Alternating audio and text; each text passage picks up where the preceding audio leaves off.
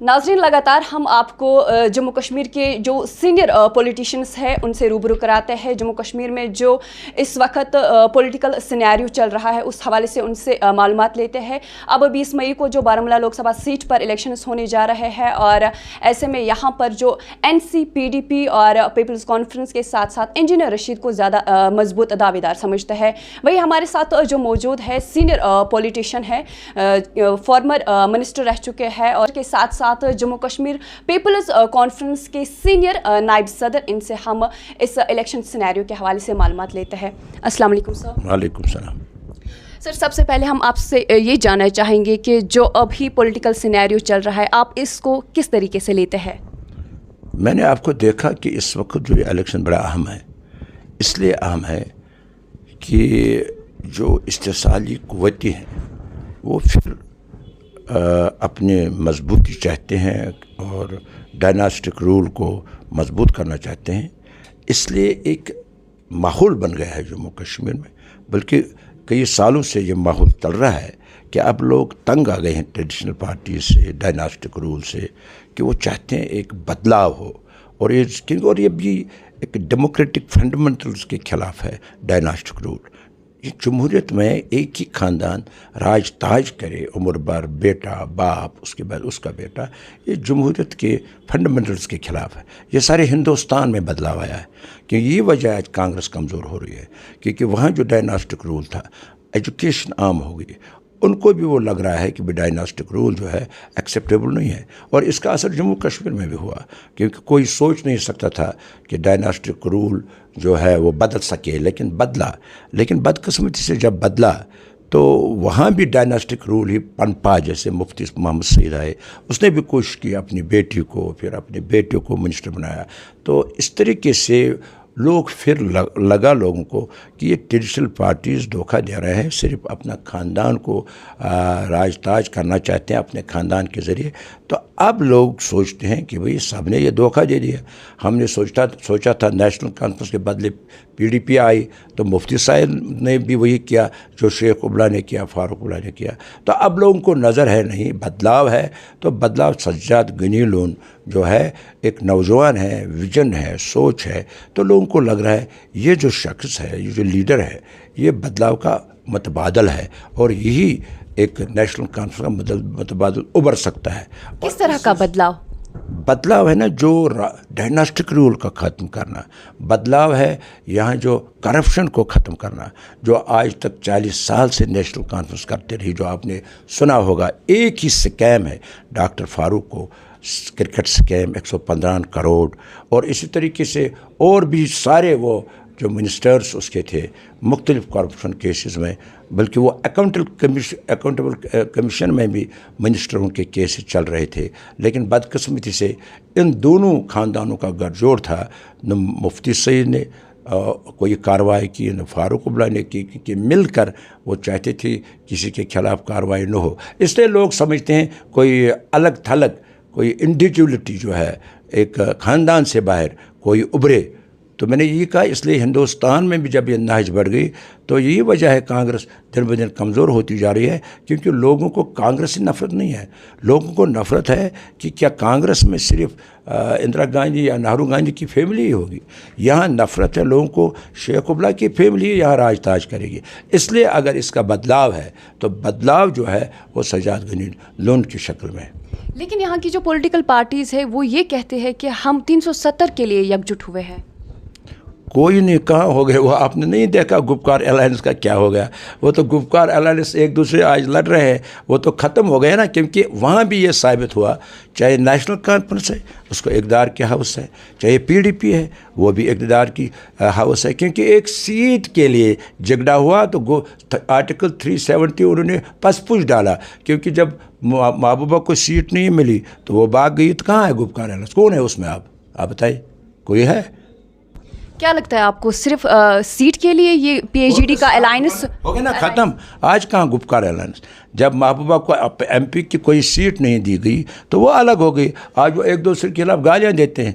तो आज ये फारूक उमर कहता है कि महबूबा भी बीजेपी की टीम है। कल महबूबा उसकी बहुत अच्छी साथी थी और गुपकार अलायंस में थी, उस वक्त वो अच्छी थी, तो लेकिन आज उसको भी कहते हैं, क्योंकि ये एक शुरू से रहा है। मैं आपके सवाल शायद जहन में होगा, शुरू से रहा है नेशनल कॉन्फ्रेंस की लीडरशिप में कि जब भी कोई उनको चैलेंज करता है उसको या IB एजेंट कहते हैं, या B टीम कहते हैं, या C टीम कहते हैं। इसी तरीके से उन्होंने गिलानी साहब मरहूम को भी कहा एक दफ़ा IB एजेंट है, मरहूम गनी लोन को भी कहा ये भी एजेंट हिंदुस्तान का, यासीन मलिक को कहा, क्योंकि जिन्होंने नेशनल कॉन्फ्रेंस की लीडरशिप को चैलेंज किया उन्होंने हिंदुस्तान का किसी एजेंसी का एजेंट उनको कहा। मगर जब उनसे वो मिलता है तो कहता है ऐसा कोई साफ पाक लीडर नहीं। पीपल्स कॉन्फ्रेंस उनसे मिली गुपकार एलायंस में, उन्हें कहा इतनी अच्छी लीडर कोई नहीं। सज्जाद गनी लोन मिला गुपकार एलायंस में, उन्होंने कहा उसको चीफ स्पोक्स पर्सन बनाया, कैसा ऐसा लीडर कोई नहीं। लेकिन जब वो अलग हो गया कहते ये B टीम है, जब महबूबा अलग हो गई कहती ये C टीम है, क्योंकि ये चैलेंज जो है ये पसंद नहीं करते। लेकिन उनको कोई पूछे कि असली टीम कौन है, वो मैं आपको बताऊंगा। 2003 में जम्मू कश्मीर में जो सबसे पहला किसी ने इत्तेहाद किया बीजेपी के साथ, वो नेशनल कॉन्फ्रेंस ने किया, और उसके अवज़ नेशनल कॉन्फ्रेंस को बीजेपी गवर्नमेंट में वज़ीर खारजा ममलिकत उमर अब्दुल्ला को बनाया। उस वक्त बीजेपी ठीक थी, उस वक्त कौन सा नाम रखेंगे नेशनल कॉन्फ्रेंस की लीडरशिप को? RSS की टीम, शिवसेना की टीम, जब उमर अब्दुल्ला वज़ीर खारजा था बीजेपी हुकूमत में।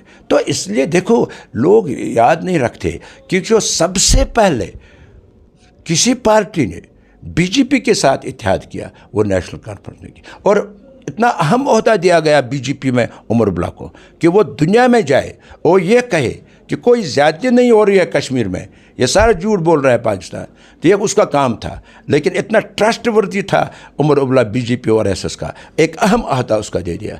उस वक्त ठीक था। और आप शायद बारामूला की है, तो उस वक्त जो अदम एतकाद की तहरीक हो गई बीजेपी के ख़िलाफ़, तो वहाँ हमारे पार्लियामेंट मेंबर ने जो नेशनल कॉन्फ्रेंस था उसने वोट खिलाफ दिया बीजेपी को। उसने कहा मेरा ज़मीर नहीं कहता कि मैं बीजेपी को वोट दे दूँ, सैफुद्दीन सोज ने, और बीजेपी की हुकूमत गिर गई जिसमें उमर अब्दुल्ला वज़ीर खारजा था।